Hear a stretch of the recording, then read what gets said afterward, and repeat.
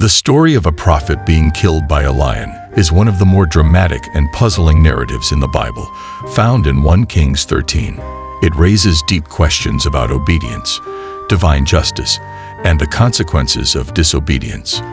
This story, though seemingly harsh, carries profound lessons for believers about the seriousness of following God's commands and the dangers of being led astray. Let's delve into this story in detail to understand why God allowed this prophet to be killed by a lion and what it means for us today. The background: a divided kingdom. To fully grasp the significance of this event, it's important to understand the context in which it occurred. The nation of Israel was divided into two kingdoms: the northern kingdom of Israel, ruled by King Jeroboam, and the southern kingdom of Judah. Jeroboam, fearing that his people would return to the house of David if they continued to worship in Jerusalem, set up golden calves in Bethel and Dan, telling the Israelites that these were their gods who brought them out of Egypt. This idolatrous act was a direct violation of God's commandments and a significant step away from true worship. In response, God sent a prophet from Judah to Bethel to confront Jeroboam and declare his judgment against the altar where the idol worship was taking place. The prophet delivered God's message with great boldness, predicting the future desecration of the altar by a king named Josiah, and giving a sign that the altar would be split apart and the ashes upon it would be poured out. When Jeroboam tried to seize the prophet, his hand withered, but was later restored after the prophet prayed for him. God's specific instructions. After delivering the message, the prophet was given very clear and specific instructions from God. He was not to eat bread, drink water, or return by the same route he had taken to Bethel. These instructions were not just random. They were a test of the prophet's obedience and a symbolic act to demonstrate his separation from the idolatrous practices of Israel. By refusing hospitality and taking a different route home, the prophet would underscore the seriousness of God's judgment against the idolatry in Bethel. The prophet faithfully began his journey home, following God's instructions. However, the narrative takes a critical turn when an old prophet living in Bethel hears about the man of God and what he had done. The old prophet, possibly out of jealousy or a misguided sense of duty, decided to intercept the man of God and bring him back to his house. The deception. The old prophet found the man of God resting under an oak tree and invited him to his home to eat. The man of God initially refused, reiterating God's command that he should neither eat nor drink in that place. However, the old prophet then lied, claiming that an angel of the Lord had appeared to him and told him to bring the man of God back to his house to eat and drink. Tragically, the man of God believed the lie and followed the old prophet back to his house. This act of disobedience was significant. The man of God had received a direct command from God, yet he allowed himself to be swayed by the words of another person, even though those words contradicted what God had explicitly told him. This highlights a critical lesson about the importance of adhering strictly to God's word, no matter who tries to convince us otherwise. Divine judgment. The lion's attack. As the man of God left the old prophet's house, having eaten and drunk, God pronounced judgment on him through the very prophet who had deceived him. The old prophet declared that because the man of God had disobeyed the Lord's command, he would not be buried in the tomb of his ancestors.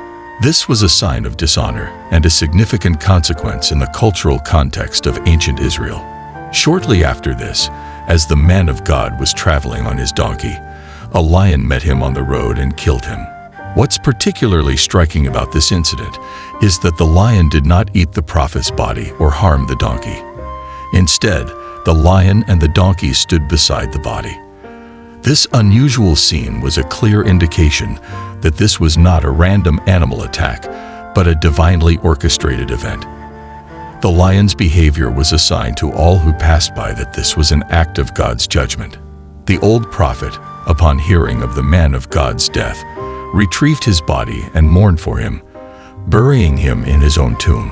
The old prophet instructed his sons to bury him beside the man of God when he died, acknowledging the significance of the prophet's message and the gravity of what had occurred. Why did God allow this?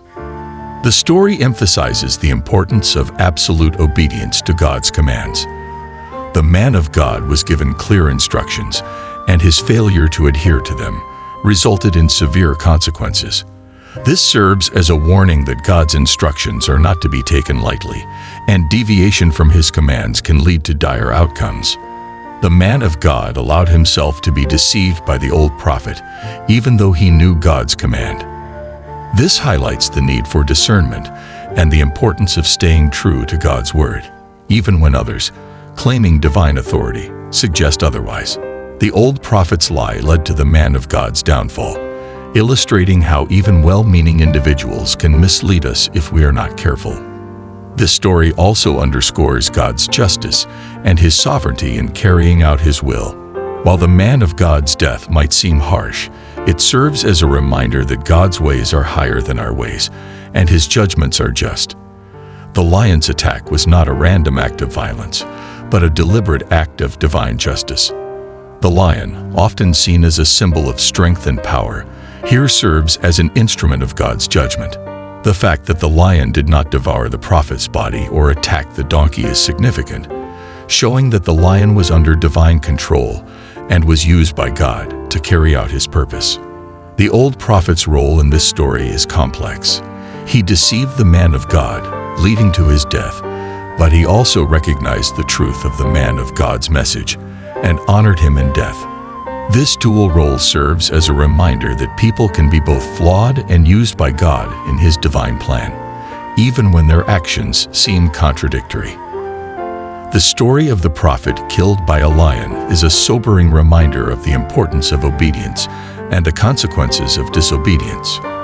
It challenges believers to take God's commands seriously and to be vigilant against deception, even when it comes from those who seem to be speaking for God. The story also reassures us that God is sovereign and just, even when his actions are difficult for us to understand. The prophet's death by a lion is not merely a story of divine punishment, but a powerful lesson in obedience, discernment, and the seriousness with which we should approach God's commands. It serves as a reminder that our actions have consequences and that following God's word faithfully is of utmost importance. As we reflect on this story, may we be encouraged to seek God's truth above all else and to walk in obedience to his commands, knowing that his ways are just and true.